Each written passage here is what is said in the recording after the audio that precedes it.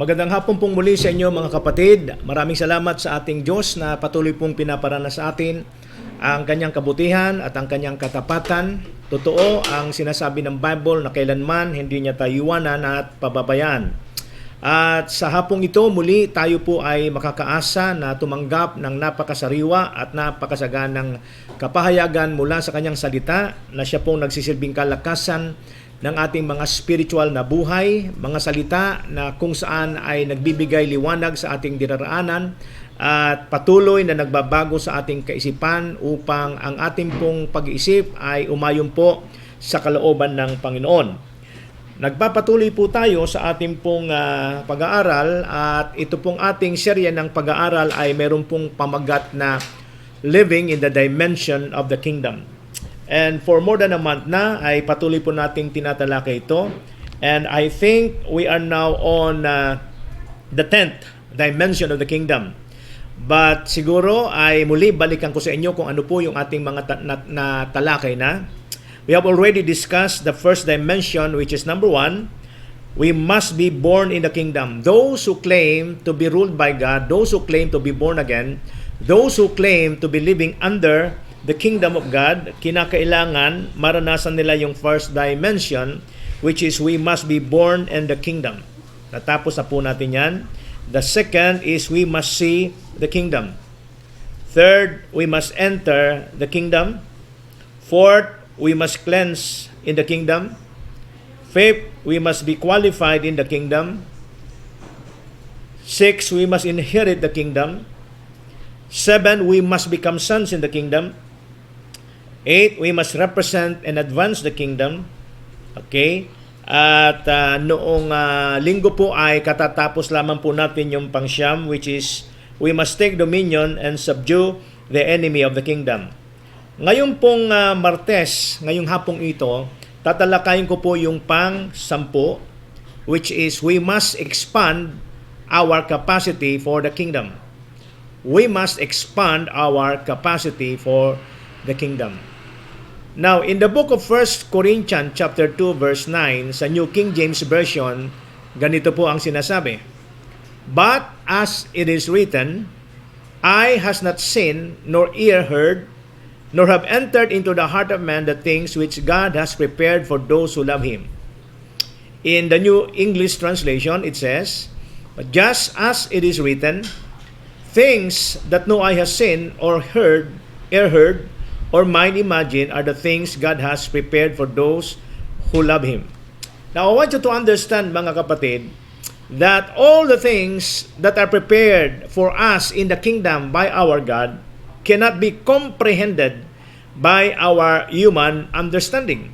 Kaya nga sabi po rito sa 1 Corinthians 2:9, but just as it is written, things that no eye has seen, mga bagay na hindi pa po nakikita ng ating mga mata, nor ear heard, mga bagay na hindi pa naririnig ng ating mga tenga, or mind imagine, mga bagay na hindi pa na-imagine ng ating mga kaisipan, okay, yung mga bagay o mga pangako na inihanda na ng Diyos sa atin na kung saan ay kanyang minamahal. So I want you to understand this, that when we speak about the kingdom, there's so much for us. God has so much for us, prepared for us to experience. At if we are going to use our human comprehension and human understanding, what are those things that God has prepared for us in advance? It cannot be comprehended. Naalala ko sabi ni Dr. Voon, the things that you know is so little compared to what you do not know. Why? Because when God or every time communicates with us, things that are communicated with God is first communicated to us in our spirit. Okay? It is communicated for us in our spirit. Now, if our mind is not renewed, whatever God has communicated with us, it cannot be comprehended. It cannot be understood. That is why, ang sabi ng Romans chapter 12, ang sabi, do not conform any longer to the pattern of this world, but be transformed by the renewing of our mind. The renewing of our mind will take place as we continue to immerse ourselves in the Word of God, as we continue to embrace the written Word of God and the revelation that comes from Him. So, as we continue to immerse ourselves in the Word of God, okay, those things which are communicated to us in the Spirit by God will be started to process by our mind, at kung ano lang po ang naproseso ng ating isipan, nagmumula doon sa ating spirito, yun lamang po ang ating pong maintindihan. But, since sinasabi ng Panginoon, let this mind be in you, which was also in Christ Jesus. So it's possible because it is commanded by God to all of His children na yung mind ni Kristo ay ma-possess po natin, mapa sa atin. And the way to do that is what? Our continuous immersion in the Word of God. Continuous study, continuous listening to the Word of God until we will be able to possess the mind of Christ. It's very important for us to possess the mind of Christ so that we will be able to know what God is communicating with us in the Spirit or in our spirit. Now, since hindi pa po nakikita ng ating mga mata o hindi pa naririnig ng ating mga tenga o hindi pa po nakikita o naimahinasyon ng ating mga kaisipan yung mga bagay-bagay na nakahanda po sa atin in the future, mga kapatid, God wants us that as we continue to live in the kingdom, God wants us to expand our capacity to receive anything from the kingdom of God. I want you to understand this. We must expand our capacity for the kingdom of God. Kaya nga po ang sabi ng Ephesians chapter 1 verse 15 to 19, the prayer of Paul for the Ephesian church in relation to expanding their capacity to receive from God, ang sabi niya, for this reason, ever since I heard about your faith in the Lord Jesus and your love for all the saints, I have not stopped giving thanks for you, remembering you in my prayer. I keep asking that the God of our Lord Jesus Christ, the glorious Father, may give you the spirit of wisdom and revelation, so that you may know Him better. So for us to know God better, ang sabi ng Bible, we need the spirit of wisdom and revelation. At ano po yung bahagi ng pagkatao natin ang siyang kinakailangang mag-expand so that we'll be able to receive the spirit of wisdom and the spirit of revelation. Wala pong iba kundi yung ating mga espiritu. Our spirit needs to expand its capacity to receive everything from the kingdom of God. And sabi rito, I pray that the eyes of your heart may be enlightened in order that you may know the hope to which He has called you, the riches of His glorious inheritance in the saints, and His incomparably great power for us who believe. That power is like the working of His mighty strength. That power is like the working of His mighty strength. So, for us also to understand the importance of expanding our capacity to receive everything from the kingdom of God, it is also related, our capacity to receive from God's kingdom, from God Himself, is related to the power working in us. If we want to experience the power of God working in us, we need to expand our capacity to receive. You see, our capacity to receive will determine the impact and influence of our ministry. Our capacity to receive will determine the impact and the influence of our ministry. So just like Caleb, mga kapatid, do not allow yung pagkakaroon po o pagtaas po ng ating edad ang siya pong maging hadlang para hindi po natin ma-stretch ang ating spiritual capacity to receive. You see, when Caleb first received the word given to him about a mountain that God wants to give to him, he was at the age of 40. And when they are already in the promised land, possessing it, ang sabi 85 years old na po si Caleb at hindi niya nakakalimutan po yung pangako ng Panginoon at na makita po niya yung pangako ng Panginoon, speaks of a mountain. Ang sabi po ni Caleb, matanda na ako, but still, I still able to get that. Matanda na ako pero kaya ko pang angkinin yan, kaya ko pang akatin yan, kaya ko pang kunin yan. That's why the Bible says that Caleb has an excellent spirit. he has a different spirit simply because of his capacity to receive. He was able to enlarge his capacity to receive from God. Now, I want to share with you enlarging our spiritual capacity to receive. How are we going to enlarge our spiritual capacity to receive? 1 Corinthians chapter 2 verse 9 to 16. However, as it is written, no eye has seen, no ear has heard, no mind has conceived, but God has prepared for those who love Him. But God has revealed it to us by His Spirit. The Spirit searches all things, even the deep things of God. For who among men knows the thoughts of a man except man's spirit within him? In the same way, no one knows the thoughts of God except the Spirit of God. We have not received the spirit of the world, but the Spirit who is from God, that we may understand what God has freely given us. This is what we speak, not in words taught us by human wisdom, but in words taught by the Spirit, expressing spiritual truth in spiritual words. The man without the Spirit does not accept the things that come from the Spirit of God, for they are foolishness to him. And he cannot understand them, because they are spiritually discerned. The spiritual man makes judgment about all things, but he himself is not subject to any man's judgment.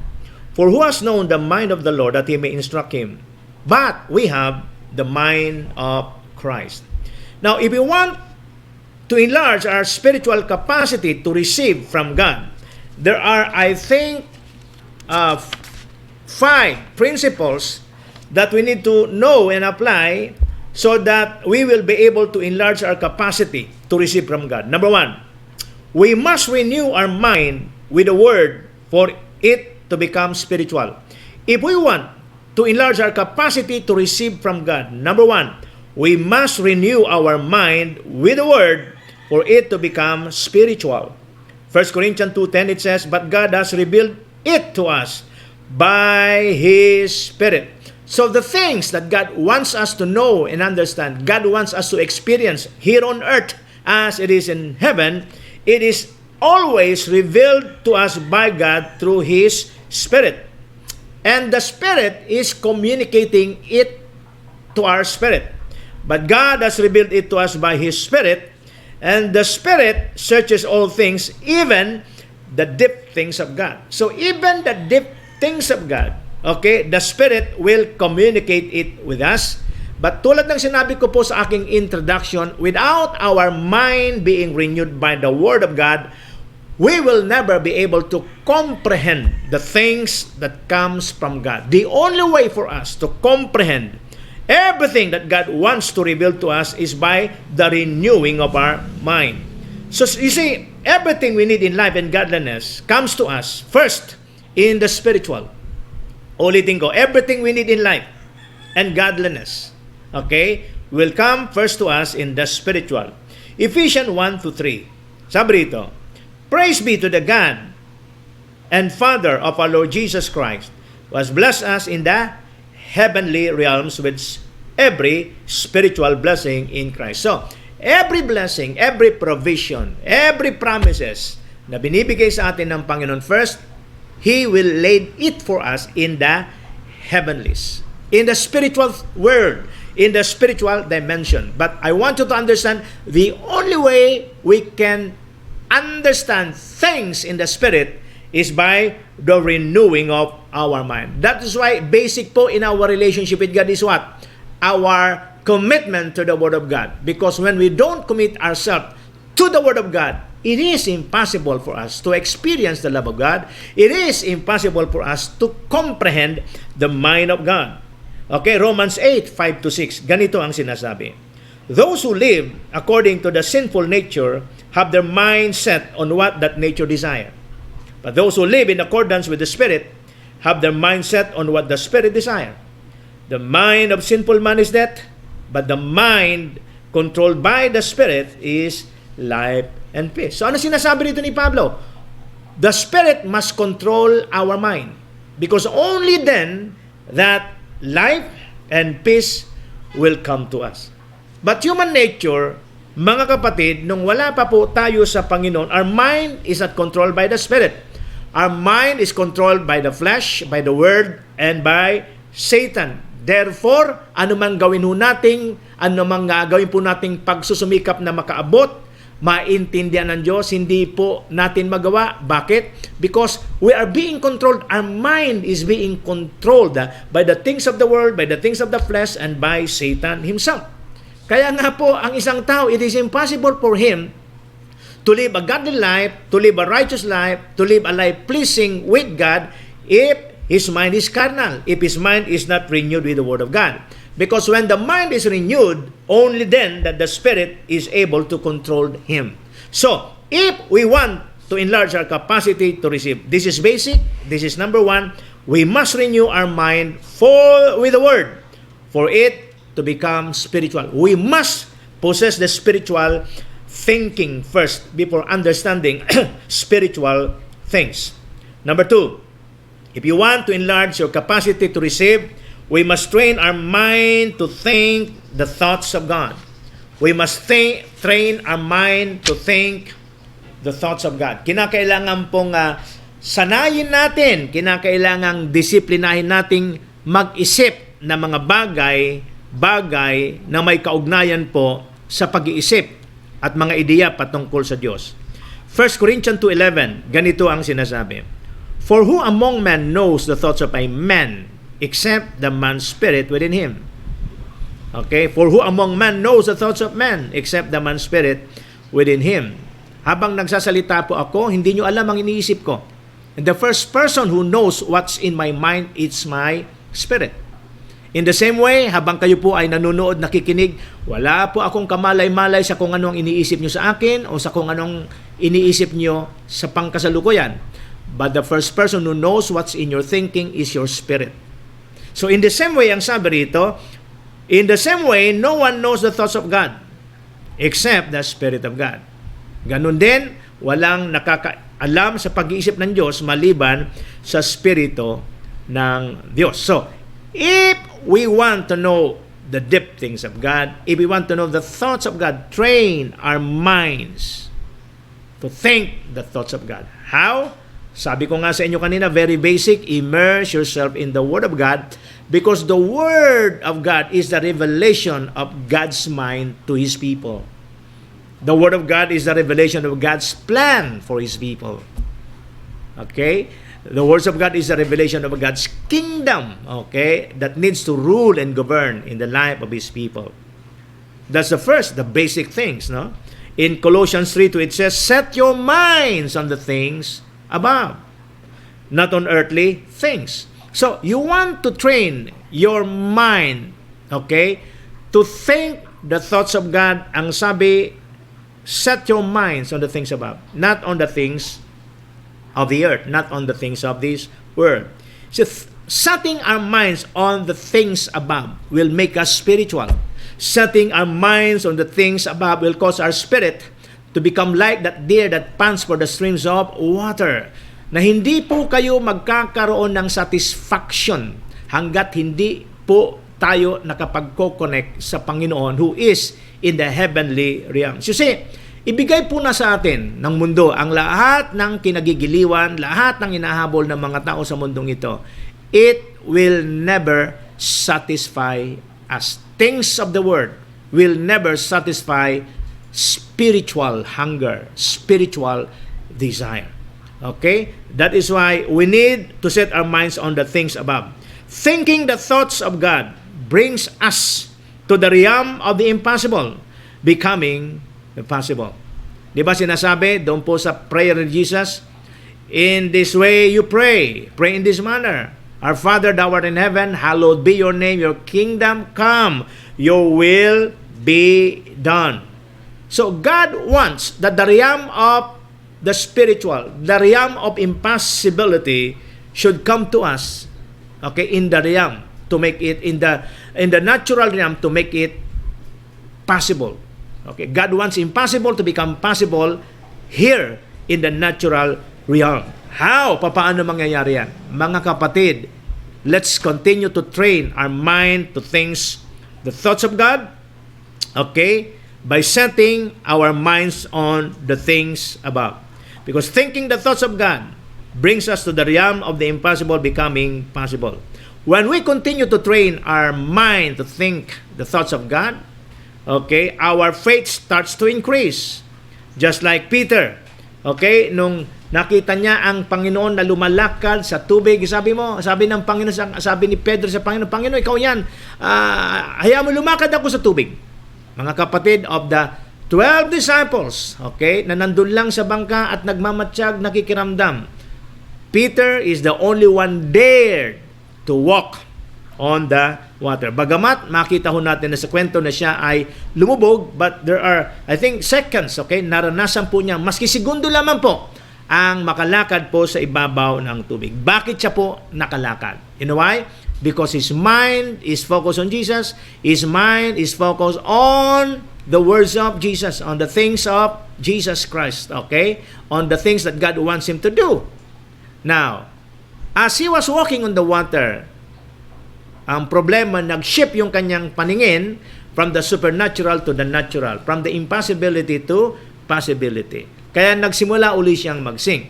But, if we will continue to train our mind to think, okay, the thoughts of God, if we are going to train our mind, okay, to set on the things above, just like Peter, we will be able to increase our faith, and as our faith increases, sabi ko nga, just like Peter, we will be there, Father, we will be there, ika nga, magkakaroon po tayo ng lakas ng loob, okay, na lumakad sa mga panibagong dimension na hindi pa po natin nilalakaran noon. So, we will be able to decide and walk in the realm of impossibility if we will continue to train our minds on the things above. Number 3, we must continue to clean up the garbage in our mind which was brought by the spirit of this world. Now, mga kapatid, gusto kong sabihin sa inyo, 1 Corinthians 2:12, we have not received the spirit of the world, but the Spirit who is from God, that we may understand what God has freely given us. So for us to understand what God has freely given us, we need the Holy Spirit that's given to us by God. Pero alam nyo, maraming Kristiyano, they're still living in carnality, they're living in the flesh, simply because they don't train their minds to set on the things above. At hindi lamang yon, hindi po tayo o maraming mga mananampalataya na hindi dinidisiplina ang kanilang sarili na alisin yung mga basura na matagal na inimbak ng demonyo at ng mundo sa ating isipan. You see, we have not received the spirit of the word. But I want you to understand, prior to our coming to the Lord Jesus Christ, prior to our relationship with God, the mind that we have is filled with garbage. With all of this internet, with all of this magazine, with all of this advertising promoting lust of the flesh, promoting materialistic living, all this are trash, garbage, that even Christians, mga kapatid, maski sabihin yung Kristiyano kayo, kung hindi kayo magdidisiplina, kung hindi natin didisiplinahin ang ating kaisipan, na mag-isip tayo things above. Kung hindi tayo magdidisiplina na sanayan ng ating kaisipan na mag-isip ng mga bagay-bagay at kaisipan ng Diyos, mga kapatid, we will continue to receive more garbage from the Word, from the internet, from Facebook, from the advertisement of this word. And if this mind is filled with the garbage, mga kapatid, nais kong sabihin sa inyo, it will surely manifest. It will surely, maski na ho, gaano katindi ang gagawin nating pagtatago, magaganda man ang ating damit, maaring mahusay tayong magbalat kayo, but I want you to understand this, from the abundance of the heart, the mouth speaks. So, what contaminate our hearts is the garbage in our mind. When our mind is filled with garbage, it contaminates our hearts, and from the abundance of the heart, the mouth speaks. Kaya wala pong natatago na hindi mabubulgar. Wala pong basurang maitatago na hindi mangangamoy.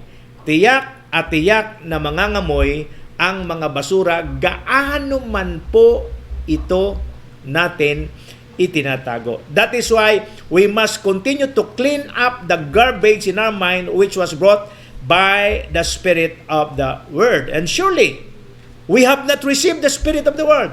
So, when we put our trust in Christ, God has given us His Spirit. Ang sabi ng Bible, the Spirit who is residing to us right now will cause us to understand the things of God. And para po tuloy-tuloy na matulungan tayo ng Espiritu ng Diyos na mag-connect, mag-tap, ika nga, doon po sa kaisipan na magdadala sa atin sa kapangyarihan ng Diyos. Uulitin ko, train our mind to think the thoughts of God. Discipline our mind, mga kapatid, to think on the things above. So we must continue to clean up this garbage in our mind. What are these garbage? These are the lust of the flesh. These are the material things. These are the things na walang kinalaman po sa mga bagay na pinlano ng Diyos sa atin. Our mind will be cleansed by the Word, okay, that fills it. Our mind will be cleansed by the Word that fills it. Tandaan nyo ito, gaano man po karumi ang ating isipan, pero kung sisikapin po nating mapuno ang ating isipan ng salita ng Diyos, lulutang po ang mga duming yun hanggang ito po ay mawala, sapagkat tuluyan ng ito ay mapupunan, mapapalitan ng salita ng Diyos. Walang pinagkaiba ho yan. Halimbawa, mayroon pa kayong isang basong tubig. Okay? At sa matagal na panahon, ang basong yan ay napuno ng tubig. Okay? At ang tubig na yun naging stagnant. Alam nyo ba kung ano pwede mangyari?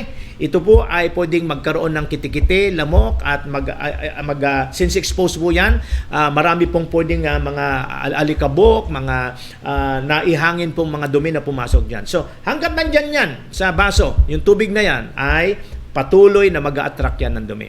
The only way para malinis po natin yung isang baso na puno ng maruming tubig, the only way is what? To replace it with clean water. How?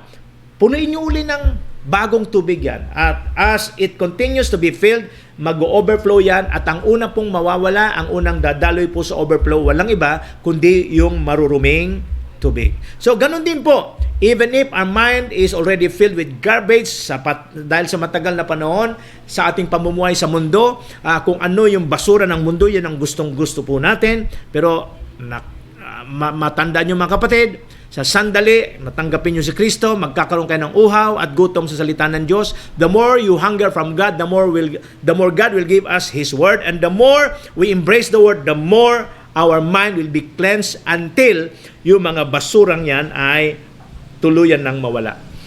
Romans 12:2, do not conform any longer to the pattern of this world, but be transformed by the renewing of the mind. Then you will be able to test and approve what God's will is good, pleasing, and perfect will. Isa pa pong magandang epekto pag ang ating puso't isipan ay puspos ng salita ng Diyos, doon po tayo magsisimulang makapag-isip at makaunawa patungkol sa kalooban ng Diyos. Yung mabuti, yung pong pleasing, at yung perfectong kalooban ng Diyos. So ulitin ko, the Word of God has the power to cleanse and renew our mind. Sa ibang mga tao, they are replacing the Word of God with yoga and meditation. I want you to understand this. No one can replace the Word of God, because the Word of God has the only power to cleanse our mind, to bring us to our destiny, and to bring to us the kingdom of God in heaven down here on earth. The Word of God is the one used by God as a material to make things in the heavenlies come here in the natural realm. Let your will be done. Let your kingdom come. Okay? On earth as it is in heaven. And what will bring heaven on earth is our belief when we embrace the Word of God. Okay? Number 4, we must listen consistently to the teaching of apostolic and prophetic people. We must listen consistently to the teaching of apostolic and prophetic people. Sabi ng 1 Corinthians 2 verse 13, this is what we speak, not in words taught us by human wisdom, but in words taught by the Spirit, expressing spiritual truth in spiritual words. Alam niyo, today, there's so many preacher and teacher of the Word of God. But not all of them are walking in the same dimension. Some preachers and teachers of the Word are very natural in their approach of teaching the Word of God. Now, I want you to understand that the Word of God, the nature of the Word of God is divine. It's supernatural. We can teach the Word, okay, from the natural dimension, using our natural intellect. Okay? But there is a higher dimension by which we need to minister the Word to the people. And this supernatural dimension is what we call the apostolic and prophetic dimension. And the moment a pastor or a teacher rise up to this dimension of apostolic and prophetic, magiging kaiba po ang approach po natin ngayon in handling the Word of God. Magiging kaiba po ang paraan, magiging kaiba ang dating po ng salita ng Diyos every time it is being teach by a person operating in the prophetic and the apostolic. Kaya sabi rito ni Pablo, this is what we speak, not in words taught us by human wisdom. So sabi ni Pablo, ang aming tinuturo sa inyo ay mga salita na hindi itinuro sa amin sa pamamagitan ng karunungan ng tao. Subalit ang mga salitang sinasabi namin, itinuturo sa inyo ay mga salita na tinuro sa amin ng Espiritu. But in words taught by the Spirit. The words taught by the Spirit is expressing spiritual truth in spiritual words. So, yung pong message ng Panginoon has its origin in what? Supernatural dimension. That is why ang tamang paraan, ang approach ng pagtuturo ng spiritual truth is teach it from supernatural dimension, not from the natural dimension. Okay? Kasi hindi po sapat at lagi pong kulang. Parang kumakain kayo, pero ang dami nyo na nakakain, hindi po kayo mabusog-busog. But, if you are eating something that's fresh, something that's substantial, something that's healthy, alam mo kung kailan ka busog. At hindi mo lang alam kung kailan ka busog, kundi mayroon itong pangmatagalang epekto sa buhay mo, sa katawan mo, sapagkat alam mo that you're always eating fresh food. So, ako po'y naniniwala that every pastor and teacher needs to rise up and enter into this supernatural dimension, this apostolic and prophetic dimension, if we want to deliver the words, okay? The words of God, if we want to deliver it fresh, so that ang mga tao po ay tunay na makabenepisyo po ng mga sariwang mensahe ng Panginoon. Okay? In Ephesians 3:1-5, for this reason, I, Paul, the prisoner of Christ Jesus, for the sake of you Gentiles, surely you have heard about the administration of God's grace that was given to me for you. That is the mystery made known to me by revelation. So kakaiba po rito si Pablo. Si Pablo, ang sabi niya, ang salitang mensahe, ang salitang binibigay ko sa inyo is words that's not taught by men. Samantala, ang mensaheng sinasabi ko sa inyo, ang sabi ng Bible is revealed to him by God through our revelation. The mystery made known to me by revelation. As I've already written briefly, so Paul received a revelation from God. After receiving that revelation, he write it down. Okay? At ito po ang pinapadala niya sa mga churches under his overseership. At ang sabi nito, in reading this, then you will be able to understand my insight into the mysteries of Christ. So, Paul received a revelation about Christ, about the mysteries of Christ. He write down that revelation, send it to his followers. At ang sabi nito, by reading this, you will be able to understand my insight into the mystery of Christ, which was not made known to man in other generation, as it has now been revealed by the Spirit to God's holy apostle and prophets. So, of the fivefold ministers, specifically, mayroon pong mga bagay na hindi nahayag sa mga evangelists, pastors, and teacher. Mayroon mga bagay na naihayag po sa mga apostol at mga propeta. And these things is revealed to them by the Spirit. So, listening to the apostolic and prophetic messages is what will form the Christ in us. Ulitin ko po. Listening to the apostolic and prophetic messages is what will form the Christ in us. Galatians 4:19. Here is what an apostolic minister said to the church in Galatia. My dear children, for whom I am again in the pains of childbirth, until Christ is formed in you. The passion of an apostolic is the formation of Christ in the life of a believer. The passion of an evangelist is to present Christ. Okay? Kaya patanggap lang ng patanggap yan. Okay, the passion of a pastor is to present the love of Christ. The passion of a teacher is to present the mind of Christ. Okay? What is the passion of the prophets? The passion of the prophets is to reveal Christ. But the passion of the apostolic is to form Christ. Kaya nga po, kakaiba ho talaga pag ang isang minister, ang isang pastor ay may apostolic ministry. Bakit? Kasi ho, hindi ho lahat ng kanyang mensahe masarap. Okay, most of the time, ang mensahe po ng apostle ay has something to do with rebuking, correcting, and training. Okay? The ministry of the pastors and teachers something to do with teaching. Remember the fourfold function of the Word of God? Okay? All Scripture is God-breathed. It's profitable for teaching, rebuking, correcting, and training. Most pastors and teachers are operating in this area of teaching. But an apostolic minister, ang kanyang emphasis is more on rebuking, more on correcting, and more on training. Okay? That is the passion of an apostolic minister. Okay? He wants to form Christ in the life of every believer. Kaya po, hindi ho madaling hawakan, hindi ho madaling magpailalim sa mga taong mayroong apostolic ministry. Why? Kasi hindi lahat ng gusto mo, i-deliver niya. Okay? Hindi niya i-cater kung anong gusto mo. In fact, you should be the one to what? To adjust to Him. You should be the one to pursue Him. Okay? Sabi ni Jesus Christ sa kanyang mga disciple, follow me, and I will make you. Follow me, and I will make you. God cannot make you if you will not follow Him. But the problem is, marami mga mananampalataya, they just want to follow pastor who loves them so much. Na puro pag-ibig lang. Okay? Kaya maski ho, nangangamoy na. Okay? Dahil sa pamumuhay sa kasalanan, ayaw magpaligo, ayaw magpalinis. Ang gusto nila yung pastor na nakakaintindi sa kanilang mga gusto. Ang gusto nila mga pastor na kung saan gustong gawing spoiled brat sila.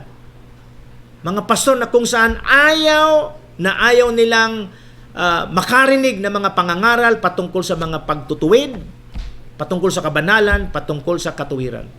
These are the problem of the church today. They don't want minister that will form them. They don't want minister that will squeeze, okay, yung mga garbage sa kanilang buhay. They don't want minister that will give them pressure for their growth. Well, mga kapatid, ang sabi ng Bible, follow me and I will make you. The only way God can make us, can form us into the person that God wants us to be is when we follow somebody that will put pressure in you, that will rebuke you, will not only teach you, but will rebuke you, correct you, and train you. So we must continue, mga kapatid, to listen to the teaching of the apostolic and the prophetic people. Because listening to the apostolic and prophetic messages is what will form the Christ in us. Number 5, we must continue to nurture the mind of Christ for us to know what's in the mind of God. We must continue to nurture the mind of Christ for us to know what is in the mind of God. 1 Corinthians chapter 2 verse 16. Ang sabi po rito, for who has known the mind of the Lord that he may instruct him? But we have the mind of Christ. For who has known the mind of the Lord that he may instruct him? But we have the mind of Christ.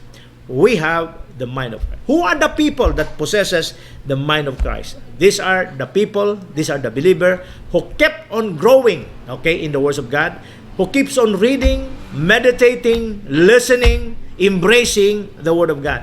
Because as we continue to embrace the Word of God, hindi lang yung gusto natin, pero maski na yung mga mapapait at nakaka-offend sa atin, as we continue to take the Word of God 100%, okay, dumarating po sa atin, mga kapatid, it will bring us to the process of developing the mind of Christ. Now, when the mind of Christ is in us, okay, the mind of Christ in us will give us the understanding of the process on how to access all that God has prepared for us in the kingdom. Ulitin ko po. The mind of Christ in us will give us the understanding of the process on how to access all that God has prepared for us in the kingdom. Kanina po habang papunta po kami dito ng aking asawa, ay mayroon po akong nakitang sports car nasa unahan namin. Napakagandang sports car. Okay? Sabi ko kay Mrs., sabi ko kay Mami, alam ko hindi ako bibigyan ni Lord ng ganyang sasakyan. Alam ko hindi ako bibigyan ni Lord ng ganyang kagandang sasakyan. Of course, hindi ko lilimitan ng Panginoon. But I know God will not give that kind of sports car to me simply because masyadong maluho na yan sa buhay ko. Masyadong magastos na yan. Kasi yung ganong klaseng sasakyan, palagay ko sa 1,000,000 sasakyan, baka isa lang yung ganon. And I also know na hindi ako bibigyan ng Diyos ng isang bagay o pag-aari na pwedeng mag-feed ng aking kayabangan. That's why when I say to my wife, hindi ako bibigyan ni Lord ng ganyan sasakyan, I'm declaring it not because I don't have faith. I am declaring it because I know kahit papaano that God will not give me something that will feed my pride. I know that God will not give me something that will stir up my greed. I know that God will not give me something na hindi ko naman talaga kailangan. Imagine, iniisip ko, if you're going to invite me, pupunta sa bahay nyo, pupunta sa church nyo, ang sasakyan ko pambihira, hindi yata bababa ng 10 milyon? 25 million. Nakalagay pa naman 000. Parang sasakyan ni James Bond to. You just imagine inviting me to your church, to your house. Ganun na sasakyan ko. Palagay ko hindi nakaakit sa bahay nyo Kasi nakakatakot magalusan Palagay ko hindi ako bababasak yan sapagkat iikutan ng mga tao. Hindi lang yon. Iba ho isipin ng mga tao na ang may-ari ng sasakyan na isang pastor. So, I declare na hindi ako bibigyan ng ganyan sasakyan, not because I don't have faith, but because in my present spiritual dimension, in my thinking, I know that is not the will of God for me. You see, we need to think the mind of Christ so that when we ask God for something, it is always in accordance with the will of God. At marami po akong patutuo mga kapatid, that when I ask for something according to the will of God, hindi ko kinakailangan mag-fasting ng 40 days and 40 nights para pilipitin ang kamay ng Diyos at ibigay sa akin yan. There are things that God has given me. Mga kapatid, days lang, week lang ang dadaan, and God will answer the prayer. You know why? When we train ourselves to think the thoughts of God, when we train ourselves to think the will of God, when we pray, ang laki po ng tsansa that we are going to ask God according to His will, and according to the Bible, whatever we ask God according in His will, He will surely answer and give it to us. No struggle at all. Marami akong pwede ipatuto sa inyo, but I'm waiting for the right time. Even sa pagpapatuto ko po, I know when is the right time for me to testify of something, of the goodness of God. I know who are the people that needs to hear the testimony. Kasi hindi lahat po ng mga patuto patungkol sa kabutihan ng Diyos, hindi lahat ng Kristiyano natutuwa. Ang iba naiinggit. Ang iba mamimisinterpret ka pang mayabang ka. That is why we need to develop our mindset to think the way God thinks. So, this is one way to increase our capacity to receive.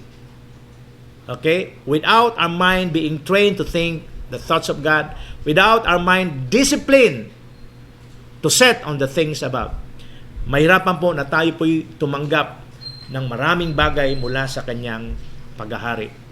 Okay? Ulitin ko mga kapatid sa pagtatapos ko sa aking mensahe. If we want to enlarge our spiritual capacity to receive, number 1, we must renew our mind with the Word for it to become spiritual. Number 2, we must train our mind to think the thoughts of God. Number 3, we must continue to clean up the garbage in our mind which was brought by the Spirit of His Word.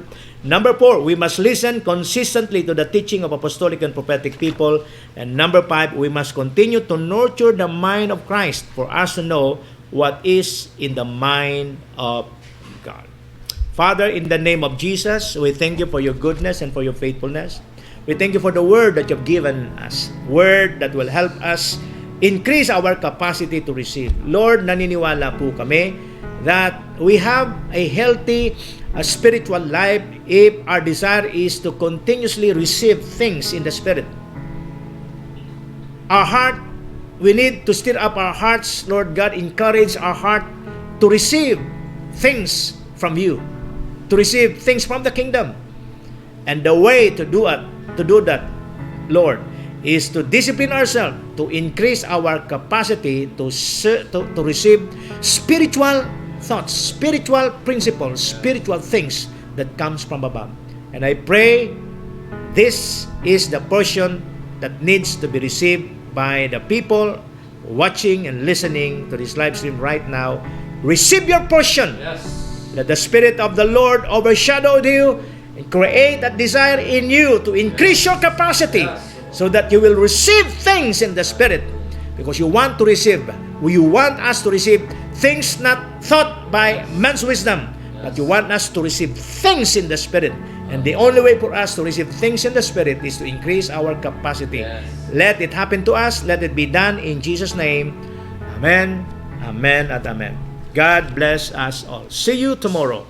Amen. Were you blessed with the message today? If so, please like, subscribe, and hit the bell button below for updates. Thank you for watching and see you next streaming.